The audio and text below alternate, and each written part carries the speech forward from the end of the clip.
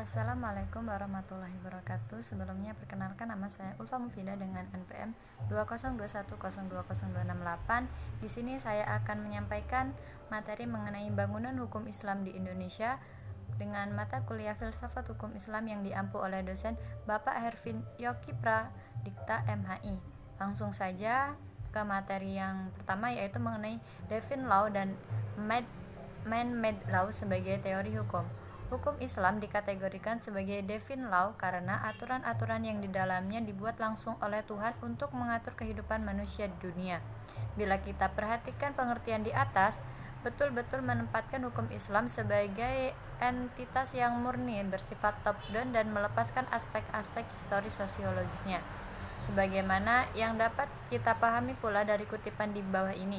Konsep hukum menurut usul fikih pada dasarnya terletak atas pandangan bahwa hukum itu bersifat keagamaan. Sejak periode paling awal sejarah Islam, hukum telah dipandang sebagai keluar dan merupakan bagian dari syariah. Adapun syariah sebagaimana telah dijelaskan adalah pola tingkah laku manusia yang diatur oleh Allah Subhanahu wa taala. Konsep hukum seperti itu sejalan dengan pandang bahwa hukum itu harus bersumber langsung atau tidak langsung dari wahyu Tuhan, yaitu Al-Quran, dan penjelasannya dari Nabi Muhammad SAW yang disebut dengan sunnah.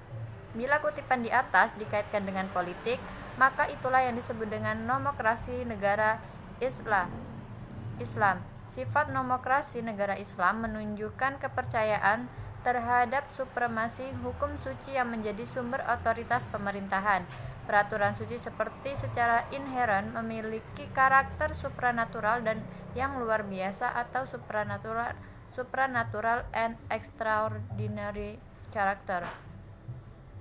Ikatan-ikatan pengaturan antara agama dan negara dan supremasi hukum suci berasal dari kehendak Tuhan secara bersama-sama, menegaskan kembali kewajiban setiap hamba untuk taat kepadanya. Menurut Hadduri, warga negara Islam adalah hamba Allah dan hukum-hukumnya adalah hukum suci karena ia berasal dari Allah Subhanahu wa taala, tidak diterapkan oleh manusia. Hukum suci seperti itu adalah pasti benar dan manusia hanya bisa mematuhi karena Allah Subhanahu wa taala lebih mengetahui dari otoritas maupun terhadap kebutuhan-kebutuhan hambanya. Dalam menaati hukum, manusia menyadari akan tujuan-tujuan agamanya. Karena hukum dalam Islam memiliki karakter sebagai sebuah kewajiban religius, pada waktu yang sama, ia juga memberikan dukungan politik bagi agama Islam. Pada kenyataannya, hukum Islam merupakan perintah Tuhan dan karenanya bersifat sebagai sebuah cita-cita agama yang berbeda dengan hukum buatan manusia atau man-made law, dan dianggap sebagai fenomena sosial yang tunduk pada kebutuhan manusia dan nilai-nilai. Karena alasan itulah, hukum dalam pandangan pemikir-pemikir Muslim pada kenyataannya bukanlah termasuk kajian yang independen dan empiris. Sebagai implikasi dari kedua faktor tersebut, yakni sifat sucinya dan ikatan yang kuat dengan tradisi-tradisi lama, hukum Islam berkembang menjadi sebuah hukum yang statis yang bisa dianggap menjadi penghalang bagi terjadinya perubahan. Perkembangan hukum Islam di Indonesia. Pada bagian ini, kita akan mendiskusikan relevansi epistemologi hukum Islam Indonesia dengan pembangunan hukum Islam Indonesia dengan pembangunan nasional. Namun sebelum kita lebih lanjut membahas persoalan tersebut, terlebih dahulu sebaiknya mengetahui apa yang dimaksud dengan hukum nasional, mengapa kita membutuhkan hukum nasional, dan bagaimana caranya kita mewujudkan hukum nasional tersebut. Melalui penjelasan terhadap aspek-aspek inilah kita akan mengetahui relevansi epistemologi hukum Islam dengan pembangunan hukum nasional.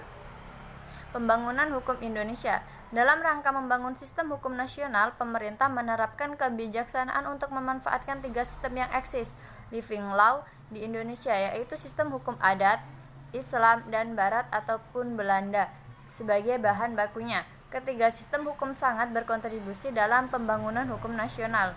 Tatanan hukum nasional Indonesia harus mengandungi ciri-ciri sebagai berikut. Yang pertama, berwawasan kebangsaan dan berwawasan Nusantara. Yang kedua, mampu mengakomodasi kesadaran hukum kelompok etnis, kedaerahan, dan keyakinan agama. Yang ketiga, sejauh mungkin berbentuk tertulis dan terunifikasi. Yang keempat, bersifat rasional yang mencakup rasionalitas efisiensi, rasionalitas kewajaran, rasional kaidah dan nilai. Dan yang terakhir, responsif terhadap perkembangan aspirasi dan ekspektasi masyarakat. Perkembangan hukum Islam Indonesia, sarana dan prasarana. Berdasarkan penjelasan di atas, tampak sekali dalam hal penetapan kebijakan hukum di Indonesia, pemerintah telah menjadikan hukum Islam sebagai bagian dari hukum nasional. Kondisi seperti itu tidak semata-mata terjadi di Indonesia, tetapi terjadi pula di negara-negara berpenduduk Muslim, baik yang memiliki konstitusi Islam maupun yang tidak memilikinya. Sebagai sebuah sistem hukum atau bagian dari sebuah sistem hukum, ia mempunyai teks tertulis dalam bidang-bidang yang dicakupkan, memiliki lembaga peradilan sesuai tingkatan-tingkatan yang diperlukan, dan mempunyai alat penegak hukum untuk menjalankannya. Itulah materi mengenai bangunan hukum Islam di Indonesia yang dapat saya sampaikan. Saya akhiri, wallahul muwaffiq ila aqwamit thoriq. Wassalamualaikum warahmatullahi wabarakatuh. Terima kasih.